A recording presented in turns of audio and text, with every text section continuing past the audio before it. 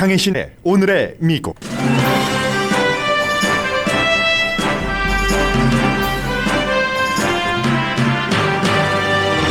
연방대법원이 오늘 중대한 두 가지 판결을 했습니다. 첫 번째 판결은 오바마 케어를 유지하도록 한 것인데 찬성 7, 반대 2로 공화당의 끊임없는 도전과 연방대법원의 확고한 보수화도 오바마 케어를 없애지 못한다는 게 증명된 판결입니다.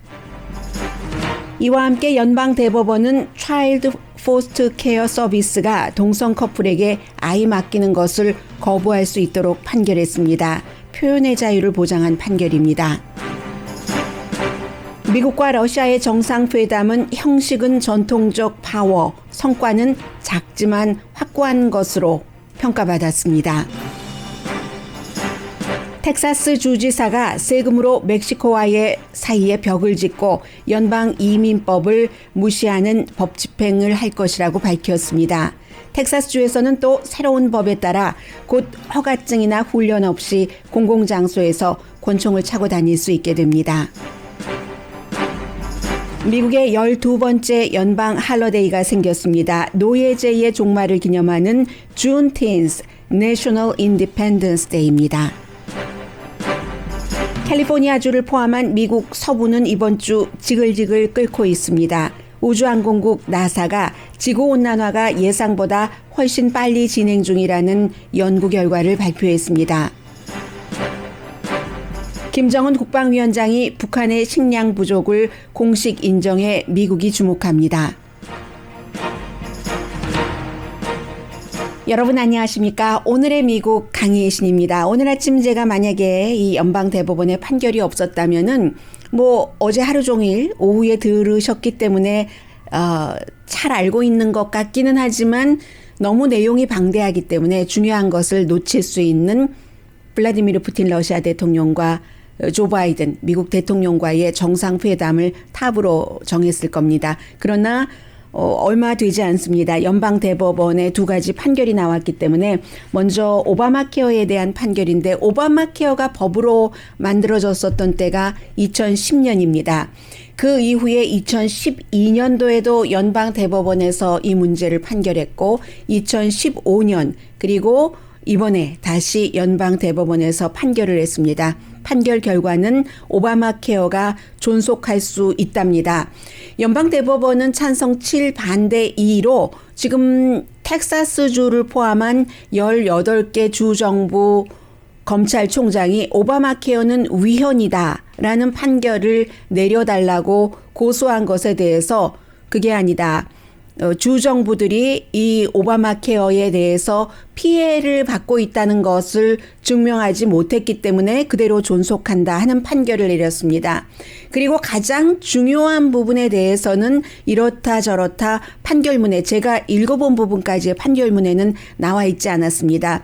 먼저 오바마 케어를 가입하고 계신 오바마 케어에 가입되신 한국 분들도 많으시기 때문에 일단 내용을 전해드리자면은 지금 연방대법원의 판사가 존 로버츠 대법원장을 포함해서 9명이고 9명 가운데서 6명이 보수입니다.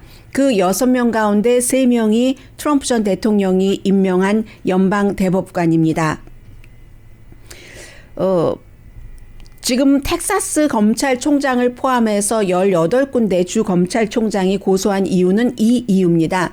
처음에 오바마 케어가 생겼을 때 여러분들께서 가장 큰 불만이 난 아직 병도 없는데 젊은데 오바마 케어에 가입하지 않으면 이 보험에 가입하지 않으면 벌금을 물어야지 된다고 이것이 굉장히 중요한 불만이셨을 겁니다. 그런데 이것이 2017년도에 또 이제 트럼프 전 대통령이 되고 나서 그 조항을 없앴습니다. 오바마 케어가 처음에 시행할 때는 왜 그 조항이 필요했냐면 지금은 2,000명이 넘는 사람이 가입을 해서 적은 돈을 내고 특히 아주 큰 부자를 위한 그 오바마 케어 국가적인 건강보험이 아니기 때문에 이 보험이 없어서 죽을 수도 있는 사람, 우선 이런 사람부터 살리려면은 많은 사람이 가입을 해서 가입비에서 이 병원 치료를 많이 받지 않고 그 돈으로 정말로 지금 당장 치료받지 않으면 숨질 만한 그런 사람을 구해야지 된다 했기 때문에 숫자가 작았을 때는 이것을 오바마 케어에 들지 않는 사람들에게 벌금을 물게 해야지 되는, 그리고 그럼으로써 병력이 있는 사람을 치료한다는 거였습니다. 암이라든가 당뇨, 심각한 고혈압, 이런 사람들을 보험회사에서 받아주지 않기 때문에 오바마 케어는 보험회사에서 무조건 모든 병력이 있는 사람을 받았어야지 되고, 그리고 자녀가 26살까지는 부모 아래 건강보험을 가질 수 있도록, 26살이면 아직 대학을 졸업했다 하더라도 보험료가 워낙 비싸니까 본인이 단독으로 보험을 들기가 굉장히 어려운 나이대잖아요. 그런 것들을 유지해 나가려면 보험을 들지 않는 사람에게 일정의 벌금을 물게 할 수밖에 없는 것이 그 당시에는 필요했습니다. 그래서 오바마 전 대통령도 얘기하기를, 처음에는 이렇지만 점차 많은 사람들이 오바마 케어에 가입을 하면은 그 부담금이 줄어든다라고 얘기를 했었고, 2011년부터 본격적으로 시행이 되었는데 계속 공화당이 이것을 완전히 없애려고 했고, 오늘 세 번째로 연방 대법원 판결까지 갔다는 것은 그 전에 하급법원에서의 여러 조정도 있었던 것 아니겠어요? 그런데도 안 되겠다라고 판결을 한 겁니다. 7대2예요. 7대2이기 때문에 고소를 한 측에서는 어차피 그 벌금 조항이 트럼프 행정부 들어서 그것을 없애버렸기 때문에, 그러면 그 오바마 케어라는 것에서 또 하나의 그 벌금 조항이 없어졌다는 것은 그 오바마 케어가 사실은 그 합헌이 아닌 거다, 이건 무너져야지 된다라고 주장을 했습니다. 그 주장에 대해서 말씀드린 것처럼 연방 대법원이 판결문에서 어떠한 아주 정확한 판결을 내리지 않고, 말씀드린 것처럼 그래서 지금 고소를 한 주정부들이 손해를 본 게 뭔데? 손해를 본 것을 증명하지 못했잖아 하면서 오바마 케어를 유지하라고 판결을 내린 겁니다. 15년에도 마찬가지 이런 일이 있었고요. 그런 일이죠. 해서 판결문을 쓴 사람이 진보적인 그 스티븐 블레이어 연방 대법관이 판결문을 썼고, 반대한 사람 두 사람은 보수적인 사람입니다. 당연히 사무엘 얼리또, 전에 그 오바마 전 대통령이 의사당에서 국정연설을 할 때 막 고개를 이렇게 젓는다던가 하는 식으로 나는 오바마가 싫어하는 것을 연방 대법관으로서 아주 그 드물게 표현을 한 그 사무엘 얼리또, 또 닐 고서치입니다. 브렛 캐버나우와 에이미 코니 베럿도 이 안을 지지했습니다. 브렛 캐버나우, 에이미 코니 베럿, 그리고 닐 고서치, 세 사람이 트럼프 전 대통령이 임명을 한 연방 대법관입니다.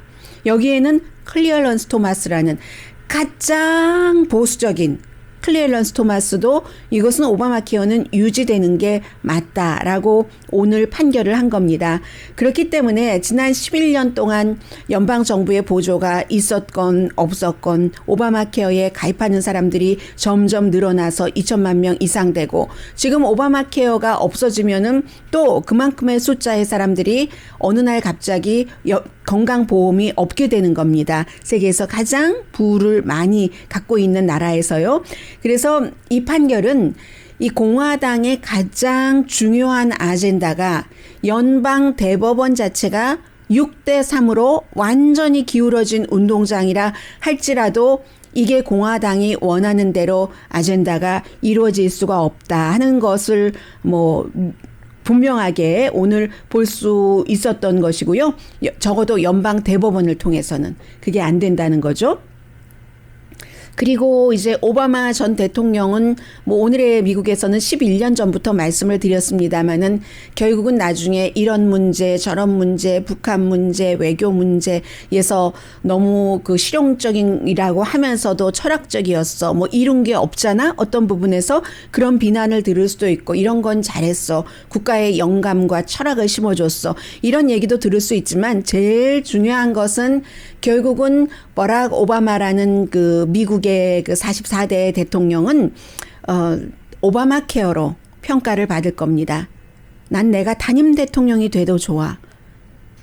미국의 사람들이 돈이 없어서 죽는 일이 없어진다면 오바마 케어 Affordable Care Act, 이 오바마 케어라고 부르던 Affordable Care Act라고 부르던 트럼프 케어라고 부르던 이름은 나하고 상관없어. 그 목표가 이루어진다면 나는 단임 대통령이라도 좋아해서 그 당시에 굉장히 저 사람 너무 나이브해, 너무 순진해 라는 지적을 들었지만 부분적으로 그렇지만 결국은 그 이슈로 버락 오바마라는 대통령은 평가받게 될 것이라는 게 오늘 다시 한번 그 확인이 됐고요.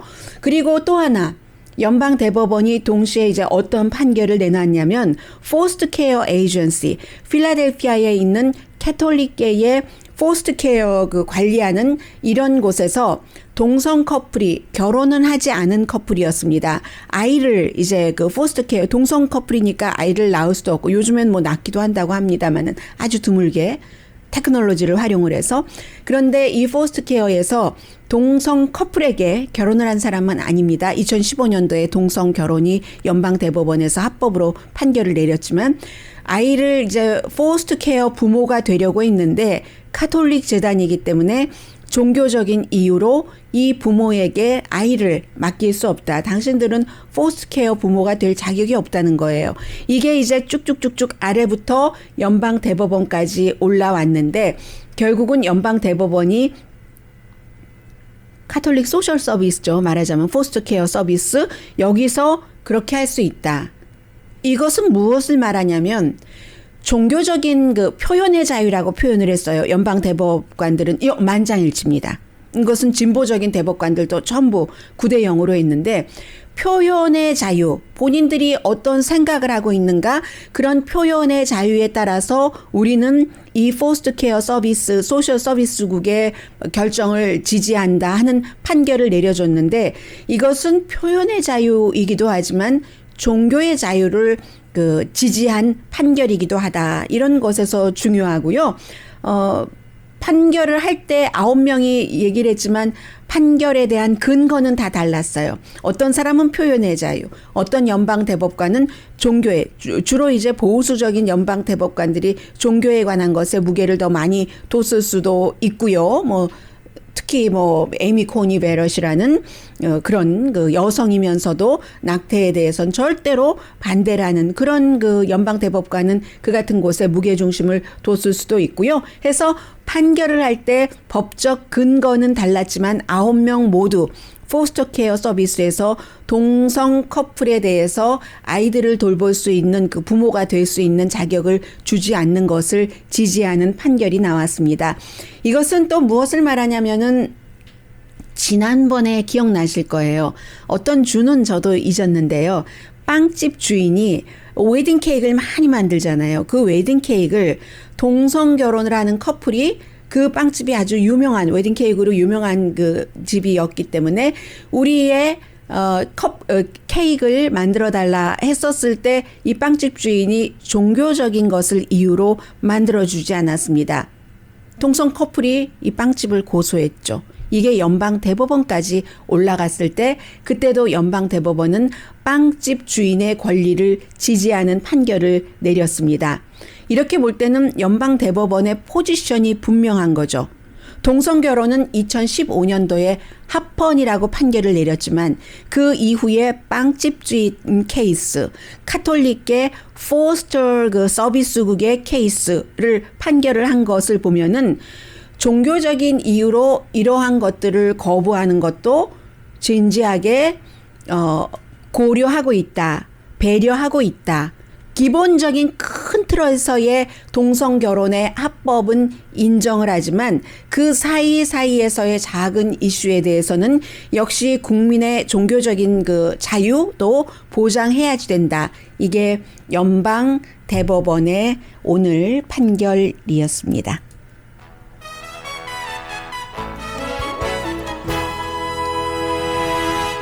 표현의 자유는 아주 중요하죠. 어제 그 메리 갈란드 연방 그 법무장관도 그제였었던가요? 테러리즘, 국내 테러리즘에 대해서 어떻게 대응할 것인가에 대한 입장을 발표하면서도 이데올로기를 가지고 기소하지 않는다. 그 사람이 한 행동, 그 행동이 폭력을 낳고 사람의 피해를 줬다던가 재산에 피해를 줬을 때 그 폭력 행위에 따라서 기소하지 이데올로기에 대해서 기소하지 않는다라고 얘기를 했잖아요. 이데올로기는 곧 표현의 자유라는 거죠. 미국에서 모든 그 개인의 이상과 생각 이런 것은 자유로울 수 있다. 미국이 그러한 이상에 따라서 설립된 만들어진 국가고 여기까지 커가고 있는 중이다. 아직 미국은 젊은 국가잖아요. 아주 나이 많이 든 그런 국가에 비해서 한국과 비교하면 얼마나 젊어요. 영 네이션이죠, 미국이. 저는 이제 오늘의 미국이 끝날 때까지는 조 바이든 그 대통령이 블라디미르 푸틴 러시아 대통령과 정상회담을 하고 나서 기자회견은 하지 않았던 시점이고 기자회견을 하고 많은 가지치기까지의 뉴스가 굉장히 많았습니다. 그것을 분석하는 어피니언 리더도 많았고 저널리스트들도 많았는데 결국은 그 많은 모든 것들이 몰라도 되고 알면 더 좋고 하는 뉴스지만 오늘 아침 그 이코노미스트의 이 기사가 으뜸이구나. 지금 미국과 그 러시아를 포함한 또 중국까지 합쳐진 세계 정세를 읽어볼 수 있고 그 세계 정세에서 바이든 대통령이 원하는 것은 무엇이며 블라디미르 푸틴 러시아 대통령이 응해주는 척하면서 본인이 가져가는 것은 무엇이며 하는 그 미국의 최강대국 대통령이 국제사회에서 리더를 하겠다고 얘기를 했었을 때 나가고 있는 방향이 무엇이구나 하는 것을 보여준 그런 글이었거든요. 잠시 뒤에 그 내용부터 일단 전해드리겠습니다. 라디오 서울 방송 오늘의 미국 듣고 계십니다. 네, 그 18세기 그 빌라 그리고 사진을 보면은 이게 지금 뒤에 완전히 뭐 예전에 뭐 브리테니커 사전 같은 뭐 그런 형태의 책이 정말 많이 그런데 참 멋지게 꼽혀 있네요. 그리고는 그 사이에 바이든 대통령과 블라디미르 푸틴 러시아 대통령 사이에 각각 두 사람 뒤에는 국가를 상징하는 국기가 있었고 가운데 우주 지구본이 있었죠. 굉장히 트래디셔널한 장면입니다. 서로 두 사람이 앉아 있었던 장면이 바이든 대통령이 이제 미국으로 돌아와서 굉장히 긍정적인 미팅이었다라고 얘기를 하고 어제 뭐 추가적으로 뭔가를 말했어야지만 됐을 때는 이 아주 드물게 보통 이제 대통령이 수행 기자단이 있기 때문에 비행기 안에 올라가서 뭐 기자회견도 하고 하는데 이건 빨리 뭔가를 수습 내지는 말을 해야지 되겠다 싶을 때는 비행기 올라타기 전에 하는 바이든 대통령으로서는 굉장히 새로운 그런 모습도 보여줬는데요. 어쨌든 긍정적이라고 오늘 돌아와서 얘기를 했는데 세계의 운명을 쥐고 있는 두 남자의 만남은 아니었습니다. 이거 보세요. 제 머릿속에서도 남자라고 하잖아요. 세계의 운명을 쥐고 있는 부분적으로 쥐고 있는 앙겔라 머켈이라는 독일 총리도 있고 세계의 아주 그 재정 그런 그 분야에 누구도 있고 유럽 연합의 뭐 대표도 있고 여자 그런데도 벌써 세계의 운명을 쥐고 있는 두 남자 하도 오랜 동안 그런 일이 있었기 때문에 나오잖아요. 그리고 세계의 운명을 쥐고 있는 두 남자이기도 합니다. 실제로 시진핑과 바이든이지 바이든과 푸틴은 아니라는 거죠. 바이든과 시진핑이라는 거죠. 그래서 그런 만남은 아니었고 그리고 그렇다고 해서 오바마 전 대통령처럼 우리가 러시아가 좀 밉기는 하지만 러시아와 리셋 버튼을 눌러야지 된다. 그런 형태의 만남도 아니었습니다. 뭐 오바마가 대통령일 때와 지금이 아주 기간이 많이 지나갔기 때문에 이제는 이쪽을 현상 유지를 하고 그리고 어떻게 보면 러시아가 좀 망나니 같은 그런 그 행태를 보이는 정권이기도 하기 때문에 그런 일을 하지 못하도록 막고 그 한편으로는 시진핑 중국 국가주석 중국과 대결을 하는데 집중을 하겠다 하는 게 바이든 대통령의 마음이잖아요. 그렇기 때문에 그 투 파워 국가 그레이트 그 파워즈라고 얘기는 하면서 푸틴을 추켜줬지만 그러니까 우리도 봐줄 만큼 봐주고 또 할 만큼 양보도 해줄 테니까 말썽 부리지 마. 이거잖아요. 내가 중국과 싸우고 있을 때 이런 그 미팅이었다는 겁니다. 해서 성과는 작지만 확고하다라는 표현이 이코노미스트의 표현이고, 작은 성과라는 것은 어제 블라디미르 푸틴 러시아 대통령이 오늘의 미국 진행하는 동안 기자회견에서 얘기를 했어요. 대사들, 서로 마음에 안 드는 일이 있다고 소환했던 대사들 원래의 위치에 놓고, 그리고 그 사이버 공격에 대해서는 지금부터 한번 문제를 풀어보자는 그 정도고요. 그런데 이제 어쨌든 1955년도에 그 드와이트 아이젠하워가 니키타 후르시초프죠. 그 당시에는 그 구소련 그 공산당 그 서기장을 만났을 때와는 다른 거죠. 그때는 그 바이든 대통령이, 그때가 이제 처음으로 미소 정상회담을 했었던 때고, 바이든 대통령은 12살밖에 안 됐어요. 그리고 이제 그 뒤에 중요한 미국과, 그때도 제네바였고, 레이건 대통령 때도 역시 제네바였습니다. 이번에도 이 니키타는 니키타인데 고르바초프잖아요. 고르바초프와 로널드 레이건이 만났을 때, 그 레이건이 고르바초프를 만났을 때, 그래서 이제 그 당시에는 무기 감축을 제일 처음 논의하기 시작했는데, 뭐 냉전의 끝의 시작이라고도 볼 수 있고요. 그런 일이었는데, 그때보다 이 레이건 그 당시 대통령보다 바이든 대통령이 나이가 굉장히 많은 거죠. 수십 년, 지금 78세 때 만났으니까. 그런데 그럼 푸틴은 누구냐? 블라디미르 푸틴은 과거에는 구소련의 후르시초프, 고르바초프와 미국 대통령들이 만났지만, 아이젠하워와 레이건이, 지금 만난 이 블라디미르 푸틴이라는 사람은 냉전 이후에 고르바초프 뭐 이렇게 얘기를 하면서 벽이 무너지고, 그리고 그 뒤에 그 구소련의 무너짐을 내서 뭔가를 활용을 해서 권력을 잡은 인물이잖아요.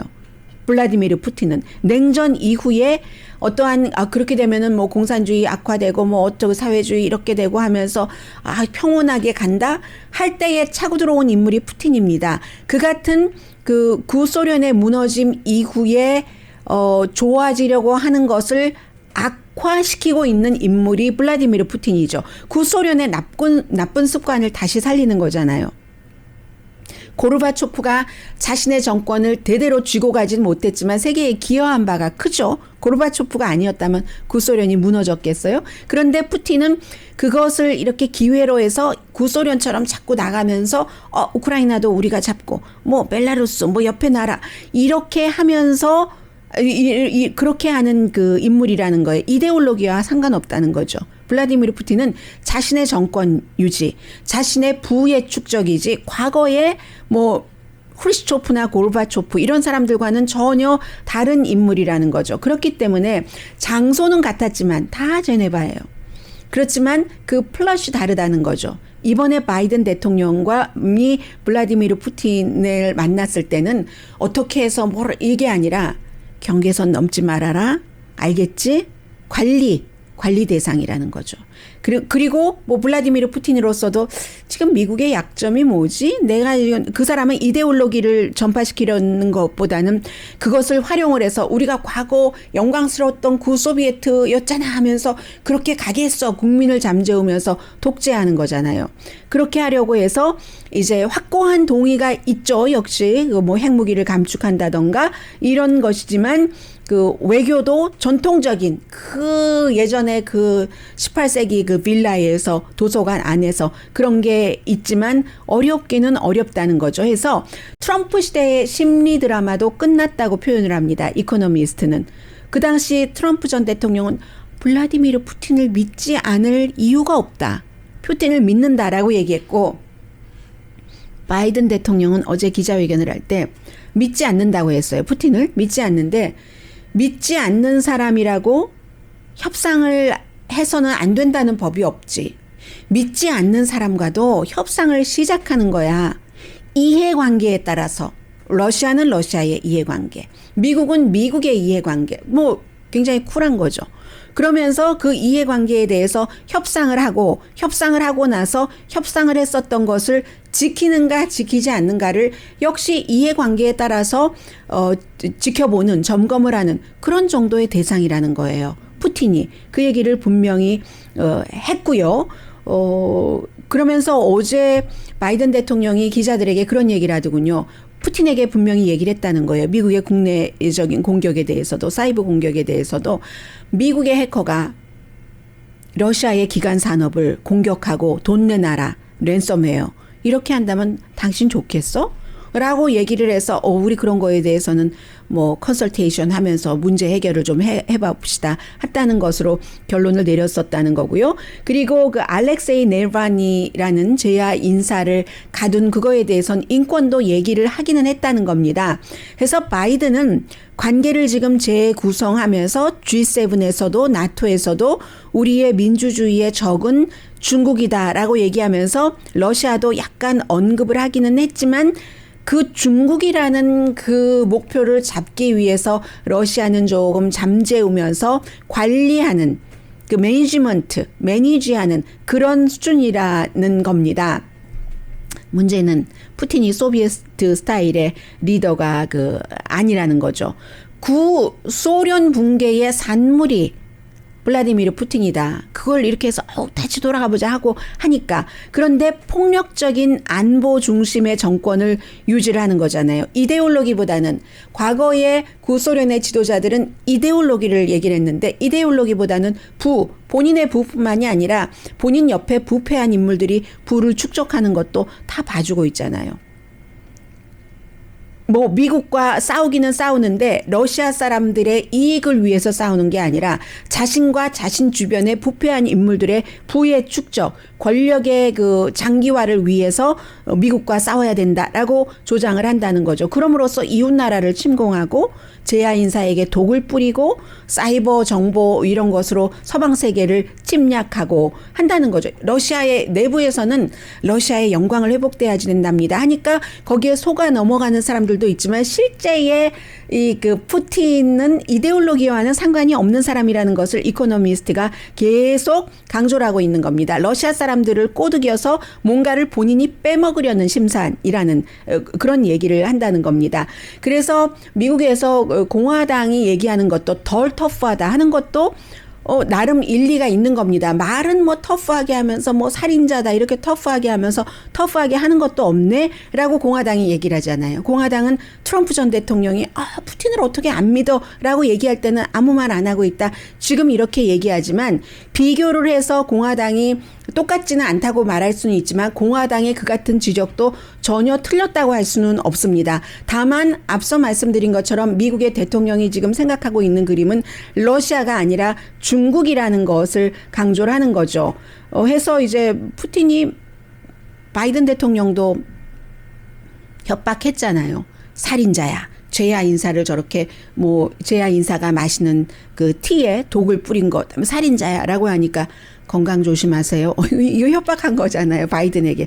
건강이나 잘 지키시오. 우리 토론이나 합시다. TV에 나와서 푸틴이 이렇게 하니까 미국에서도 그때까지만 하더라도 무시하는 투로 백악관에서 주말에 할 일 많으시거든요. 우리 대통령은 이렇게 답했는데 그 몇 주일 뒤에 푸틴이 우크라이나 동쪽에 군대를 막 이동시키기 시작했잖아요. 그때 바이든 대통령이 우리 정상회담 합시다라고 제안한 겁니다. 살살 해라. 나 지금 중국 때문에 바쁘거든. 그러니까 이 군사 움직임 이런 거 하지 말고 대강 봐줄게. 다른 거 이런 식인 거예요.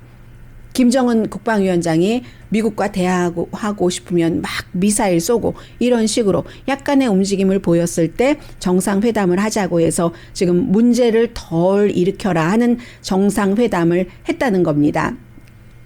그래서 사실은 이 내용에 대해서는 그 민주당 내부에서도 바이든 대통령 주변에서도 조금 더 러시아에 강하게 해야지 된다고 반대하는 사람들도 있어요. 독일의 무슨 파이프라인 그거 하는 것도 그걸 그렇게 봐주냐. 그런데 그것은 독일과 러시아의 문제이기 때문에 사실은 깊이 들어갈 수도 없죠. 내정 간섭이니까. 이제 그런 문제들 있고 어쨌든 미국의 바이든 대통령이 러시아와 미국과의 관계가 세계적인 외교 관계도 그렇지만 예측 가능하고 안정적이길 바란다 할 때 푸틴도 나도 그걸 원한다. 예측 가능하고 안정적인 것을 원한다 하면서 바이든 대통령에게 프로페셔널하고 균형 감각이 있고 또 결론으로 가기 위해서 투도 포인트 한다. 이렇게 좋은 얘기를 해주는 게 서로 회담에서 적절하게 큰 것을 이루지는 못했지만 그런 그 결론을 내렸다는 겁니다. 그리고 이 바이든 대통령은 오바마처럼 러시아를 교란 세력으로 본다는 것이죠. 넘버원 그런 이제 넘버원 그 적이 아니라 넘버원 적은 지금 중국으로 본다는 것이고 그에 비해서 푸틴은 미국을 현존하는 위협으로 본다는 거죠. 그래서 미국과 웬만큼 지내는 게 좋다.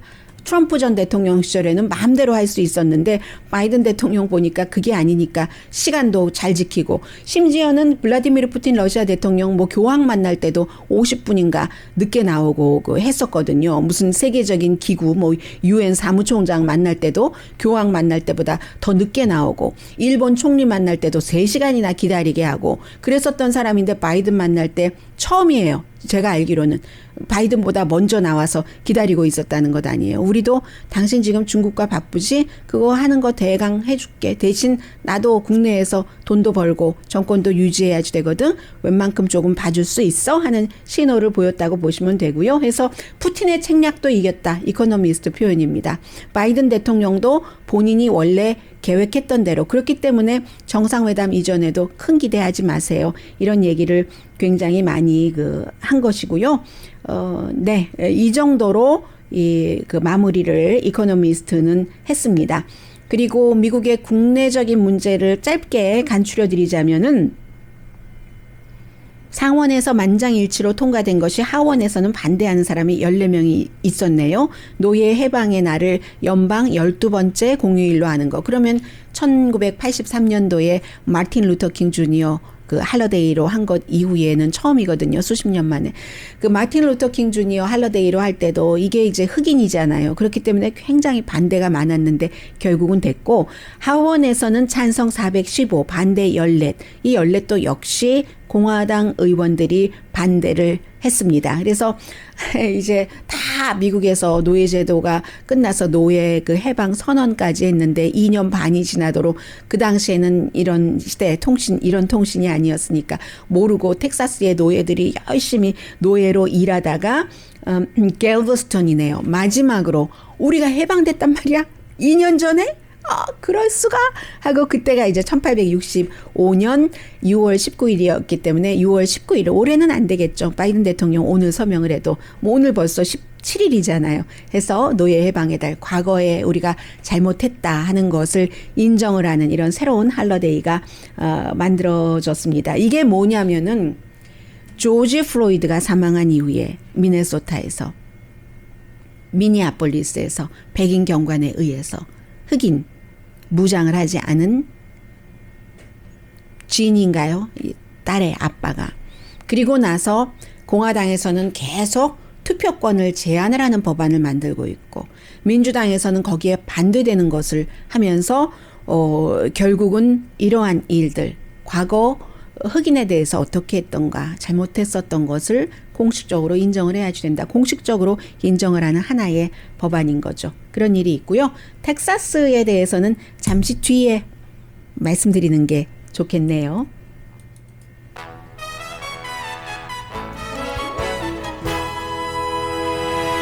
라디오 서울 방송 오늘의 미국 듣고 계십니다. 지금 경제에 대해서는요.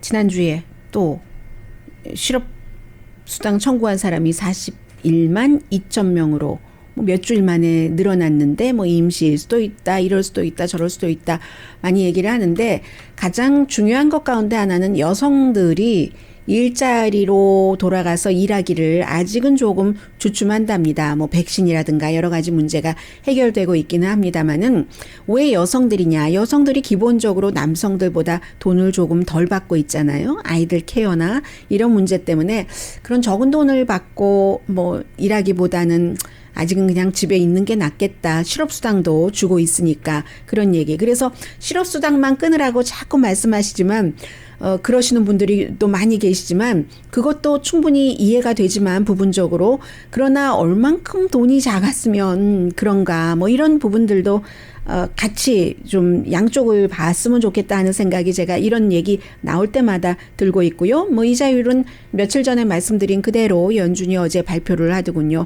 원래는 이자율 0%에서 0.25%를 한동안 유지할 것으로 생각을 했었는데 예상보다는 조금 빨리 내년 말에 0.6% 정도. 그러면 한 번에 그렇게 올리지는 않을 테고 두 번 가나요? 어떻게 되나요? 뭐 아무튼 그 정도로 할 것이다라는 정도. 그러나 또 변수는 있습니다. 왜냐하면 코로나 바이러스 그 변이 바이러스가 워낙에 알 수 없는 상태이기 때문에 그렇고요. 그리고 텍사스주에서 두 가지 아주 지금 큰 뉴스가 나왔는데 하나는 며칠 전에 텍사스 주지사가 내년에 재선을 치러야지 되는 주지사가 벽을 쌓겠다라고 얘기하면서 비용을 어떻게 할 것인지 언제 어디부터 쌓겠다는지는 구체적으로 말하지 않았다라고 했는데 일단은 100만 1000만 2억 5천만 달러를 세금입니다. 세금을 들여서 일종의 뭐 다운페이먼트 비슷하게 해서 벽을 쌓기 시작하겠다 하고 공화당 그레그 에버트 주지사가 발표를 했습니다. 처음에 이제 그 프로젝트 매니저부터 벽을 쌓는 프로젝트의 매니저부터 구하려면 뭐 돈이 있어야지 되니까 그렇게 하겠다고 했고 감옥도 더 많이 짓는다고 했습니다. 국경에서 이민 문제로 체포되는 사람을 가두기 위해서. 그런데 이제 이 부분에 대해서는 2012년도에 연방 대법원의 그 판결이 있었는데 뭐 너무 잘 알고 계시는 것처럼 이민법은 연방법이잖아요. 그래서 최근에 바이든 대통령이 들어오고 나서 여러 가지 비용 문제, 효율성 문제를 생각을 할 때 트럼프 전 대통령 시대에 무조건 잡아서 뭐 일하지 못하게 어디에 가둬놓고 뭐 보내고 하는데 그런 게 비용이 너무 많이 드는 거예요. 뭐 판사도 없고 하니까 어차피 그럴 바에는 그냥 지금처럼 했던 대로 그 사람들 일하고 아주 특별한 범죄를 저지르지 않는 한 또 세금도 거치니까요. 세금 내고 하도록 하면서 1년 동안에 하지 못했었던 합법적인 이민 절차, 영주권, 시민권 절차 그런 것부터 해나가면서 하자 하고 지금 행정부는 그 트럼프 행정부 때와 반대의 행정명령을 내리고 뭐 연방 그 2012년도에 법까지 나왔는데 일개 주지사잖아요. 이 텍사스 주지사에서 우리 연방법에 따르지 않고 문제 있으면 그 이민자가 이민 관련 법이 아니라 다른 법 위반이라도 우리는 감옥에 가두겠다 이렇게 얘기를 하고 있으니까 당연히 또 이제 소송에 그 들어가겠죠. 그리고 바이든 대통령 같은 경우는 벽 쌓는 것도 지난번에 의회에서 통과된 게 아니라 트럼프 전 대통령이 본인의 맘대로 했고 본인의 맘대로 또 명령을 내려서 국방부에 예산 많이 주고 그리고 그 돈에서 또 돈을 뽑아서 벽 쌓는 데 쓰고 있잖아요. 바이든 대통령은 이미 트럼프 전 대통령이 그렇게 뽑아놨었던 돈의 20억 달러 이상을 국방부에 보냈습니다. 벽 쌓기 더 이상 하지 않으니까 국방부 예산에서 원래 가져온 거니까 예산대로 집행하세요 했거든요. 이렇게 물론 이제 미국이 그 역사가 길어지고 또 주정부가 많이 커지면서 캘리포니아주도 마찬가지였어요. 트럼프 전 대통령 시절에 캘리포니아주 검찰총장이 트럼프 전 대통령 행정부를 고소한 게 뭐 수십 개 이상 될걸요. 아마 이민 포함해서 이민에도 몇 가지 기후변화에 대해서도 많이 해서 이렇게 이제 주정부가 커지면 연방정부의 입장과 달라질 때 이런 일들이 나올 수 있는 일들이 아무튼 있고요. 그리고 텍사스의 땅 커미셔너 랜드 커미셔너가 텍사스에선 특히 중요한데 뭐 오일도 나오고 하니까 땅도 크고 하니까 그 커미셔너가 조지 P 부시라고 해서 잽 부시 아들 부통령의 동생의 아들입니다. 그러니까 아버지 부시 대통령이 할아버지인 거죠. 이 사람이 이제 그 텍사스의 땅 커미셔너인데 뭐 만약에 그 벽을 짓겠다고 하면은 공화당이잖아요. 같은 벽을 짓겠다고 하면은 만약에 그 땅이 텍사스 소유의 땅인 경우는 오케이. 그러나 이 경계선에서 벽을 지을 수 있는 그 땅의 소유는 거의 개인 소유거든요. 이제 그 정도로 얘기를 했고요. 텍사스주는 또 지난번에 의회 그 하원 상원에서 텍사스가 다 그 공화당이 다수당이니까 통과시킨 21살 이상만 되면 훈련을 받지 않아도 허가증 없이도 우리 운전면허증을 가지고 운전을 하잖아요. 운전할 때. 그런데 총을 가지고 다니는데 권총이에요. 핸드건. 그 허가증 없이 훈련도 받지 않아도 공공장소에 권총을 가지고 다닐 수 있다 하는 것이 9월부터 이제 그 주지사가 법에 서명을 했으므로 시행할 수 있게 됩니다. 주마다 너무 많은 것들이 다르죠.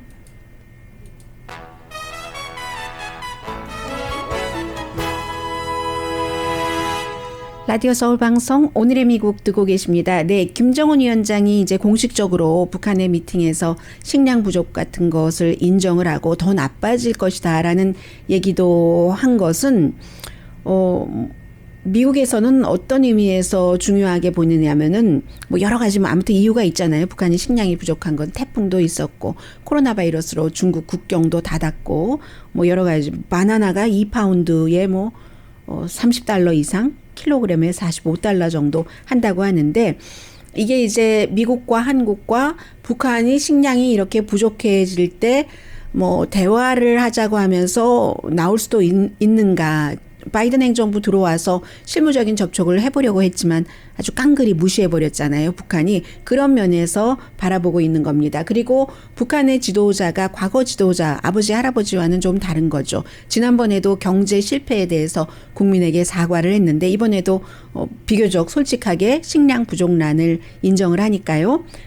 몬타나, 애리조나, 와이오밍 불탑니다. 캘리포니아도 지금 정말로 산불도 일어나고 있어요. 인랜드, 샌디에고도 지글지글, 세크라멘토도 113도 정도 되는데 기후변화 이런 게 더울 때 더 덥고 더 오래 덥고 한다는 것이 실제로 과학적으로도 우주항공국 나사가 그 잡지예요. 잡지 Geophysical Research Letter라는 잡지에 아주 자세하게 뭐 좀 학구적으로 뭔가를 해서 실었는데요.